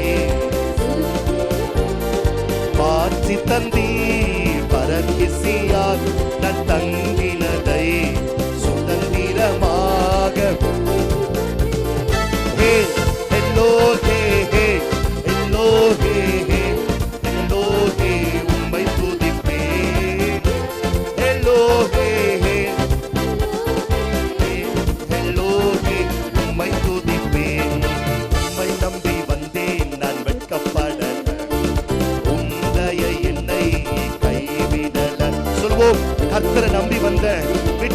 சொன்னார், விட்டுட்டு வந்தேன், அவனுடைய தயவனை கைவிடவே இல்லை. சொல்லுங்க, வெறும் கையாய், வெறும் கையாய் நான் கடந்து ரெண்டு பரிவாரங்கள் எனக்கு. ஓ, வெறும் கையாய் ரெண்டு பரிவாரங்கள் தந்தி. ஹே ஹெல்லோ ஹே ஹே ஹே ஹெல்லோ ஹே உம்மை துதிப்பேன். ஹே ஹே ஹெல்லோ ஹே உம்மை. காயப்பட்டு நின்றேன், காயப்பட்டு நின்றேன், கண்ணீர் சென்றேன், கலங்கின எனக்காக இறங்கி வந்தேன். காயப்பட்டு நின்றேன், கண்ணீர் சென்றேன், கலங்கின எனக்காக. சொல்வோமே, உடன்படிக்கை என்னோடு செய்து இழந்திட்ட யாவையும் திரும்ப தந்தீர். உடன்படிக்கை என்னோடு செய்து இழந்திட்ட யாவையும் தந்தீர். ஹே ஹே எல்லோகே, ஹே எல்லோகே உம்மை துதிப்பேன். ஹே ஹே எல்லோகே, ஹே எல்லோகே உம்மை துதி. உம்மை நம்பி வந்தேன், நான் வெட்கப்படல. உந்தையை என்னை கைவிடல. உம்மை நம்பி வந்தேன், நான் வெட்கப்படல. உந்தையை என்னை. ரெண்டு கரங்களை கட்டி, வெறும் கையாய் ஒண்ணுமே இல்லாம வந்த என்ன, ரெண்டு பரிவாரங்கள். ஓ, வெறும் கையாய் நான் இரு பரிவாரங்கள் தந்தீர். ஹே ஹே ஹெல்லோ ஹே ஹே ஹெல்லோ ஹே உம்மை துதிப்பேன். ஹே ஹெல்லோ ஹே ஹே ஹெல்லோ ஹே. கரங்களை தட்டி கர்த்தரை ஸ்தோத்திரம் பண்ணுவோம், கர்த்தரை துதிப்போம். ஹalleluya.